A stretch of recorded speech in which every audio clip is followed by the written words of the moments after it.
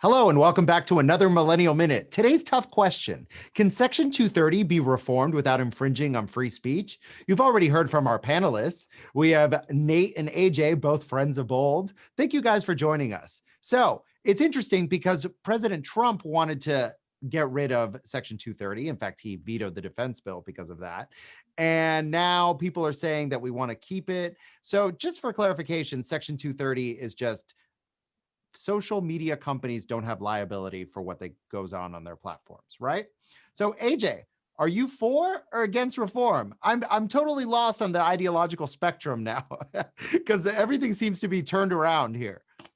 Well, I read a comment by Ron Wyden, who co-authored the bill about this.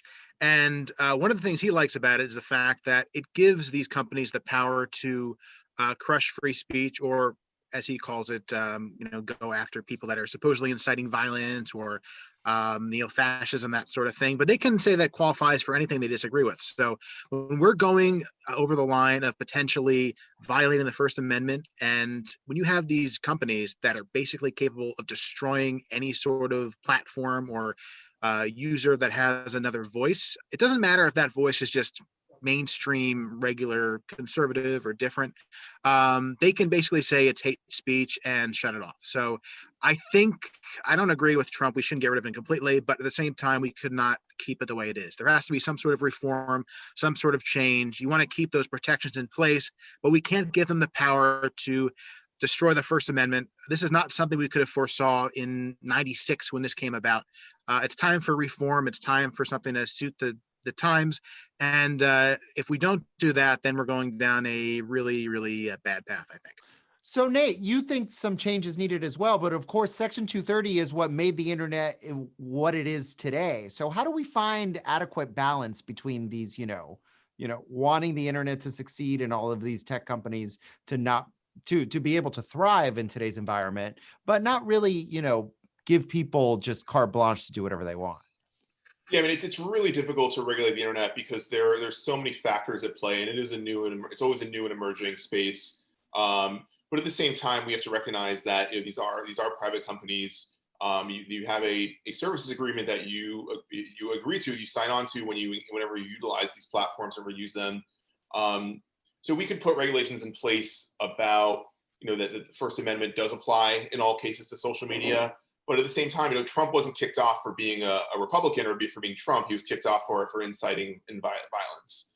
So even by First Amendment, guidelines, you would still be justified in removing them. I think I understand the argument for why you're giving a lot of power to big tech, which I know traditionally has been associated with the Democratic Party, with liberals. So therefore, the argument is, they're going to kick off Republicans and stifle Republican speech. But I think if you just it's very easy to draw a nonpartisan line and say, this is violence, this is encouraging, inciting violence. That's a clear line that's being crossed regardless of what political party you identify with. I think it's reasonable for tech companies to be allowed to regulate their sites in a way that discourages that. Just like a private business could. You can't walk into a Starbucks and start pushing people around or yelling fire. That's illegal. Just like it would be on a social media site. However, I do think we need to hold them accountable for the actions of their users. I understand they can't police everything and regulate everything, but there does need to be some accountability. But, in all fairness, and I agree with everything you're saying, Nate, but especially on Twitter, why is Trump being canceled and then the Ayatollah is still on there? So I guess I feel like, and conservatives think that it's an unequal application of the rules to a certain side of the aisle. And I'm sorry that people feel like that. AJ, can you elaborate on that? Yeah. The fact that you have someone who's the head of a theocratic regime that can say what they want is disturbing when you have people that are not saying anything in terms of, I don't know. I haven't read the Ayatollah's Twitter, but I'm sure there's some crazy stuff on there. But look, Nate just said that something along the lines that it's okay to limit free speech, limit the First Amendment. That's some very dangerous talk, and I don't think that's a very American thing to say. People should have the right to say what they want. If you talk about Trump's Twitter in particular, he writes some stupid stuff on there, let's be honest, but he doesn't tell people to go out and commit crimes or commit violent acts. So I don't think it crosses that line. If we're going to limit every dumb thing someone says, then there's not going to be a whole lot of people on the internet. Let's just be honest about that.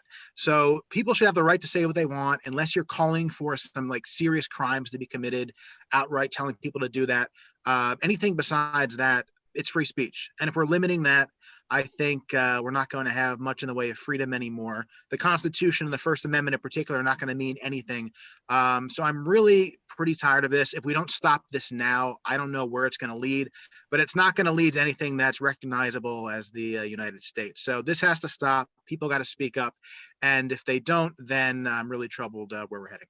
Okay, we're out of time, but Nate, of course, you get the last word. That's a whole lot to unpack there. Sure. Well, there are limitations already to free speech. It's not unlimited by any means. We already had, the Supreme Court has already has previously ruled in several cases that you can't incite violence, you can't encourage violence in any way, you can't encourage or incite harm to somebody else in any way, you can't yell fire in a crowded theater. There are limits on free speech, and similarly, social media companies are well within their rights to apply some similar limitations as well.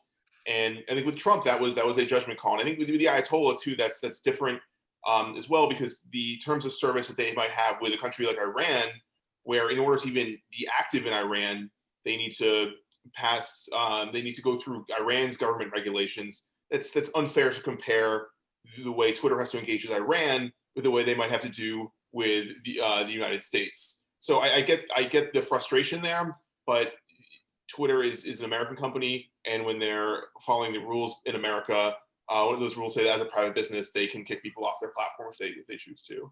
Wow, Nate, you just defended Iran's Twitter. Okay, we'll make sure we don't clip that for you. But on that note, thank you so much, guys. We really appreciate the spirited conversation. Thanks a lot.